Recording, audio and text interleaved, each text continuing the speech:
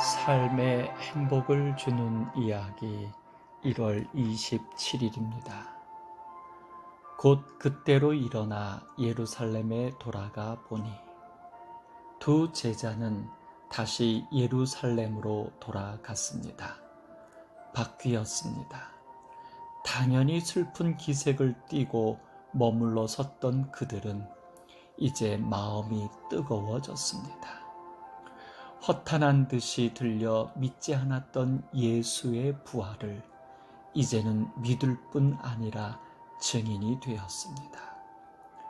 너희가 회개하고 돌이켜 너희 죄 없이 함을 받으라. 이같이 하면 새롭게 되는 날이 주 앞으로부터 이를 것이라는 사도행전의 말씀처럼 바로 두 제자에게 새롭게 되는 날이 찾아오신 예수님으로 인하여 임한 것입니다.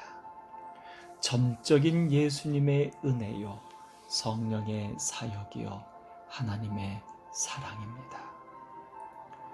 표백은 빨래한다는 뜻의 떠다닐 표에 흰 백을 쓰는 단어로 종이나 섬유, 가죽 등의 색을 제거하여 희게 한다는 의미입니다.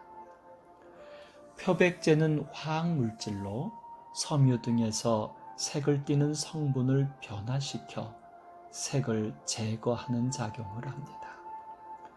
그래서 표백제로 빨래를 하면 하얗게 되는 것입니다.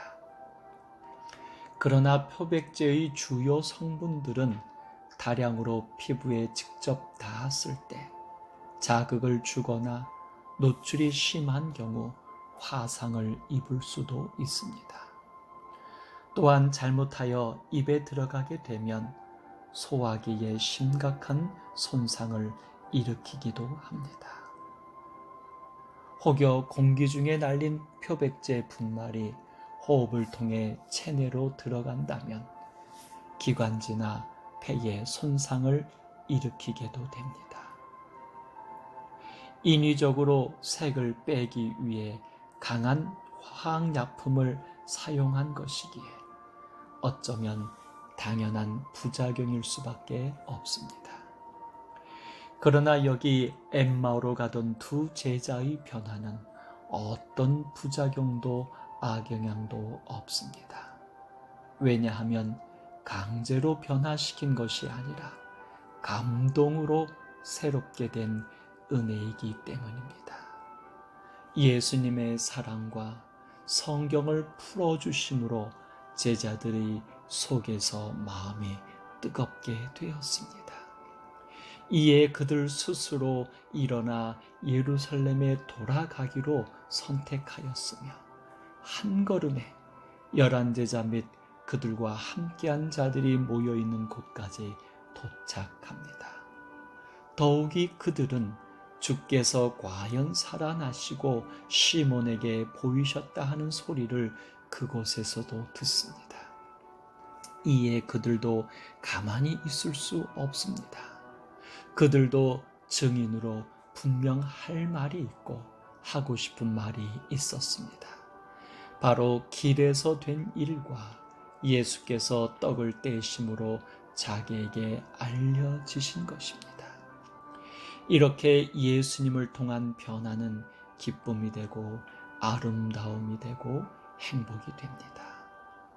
바로 이때 예수께서 친히 그들 가운데 서서 이르시되 너희에게 평강이 있을지어다 하십니다. 예수님도 이 아름다운 곳에 빠질 수 없습니다. 예수님께서 세상에 오시고 십자가에 돌아가신 것은 바로 이것 때문이었으니까요. 두 제자에게 일어난 아름다운 변화를 소망합니다.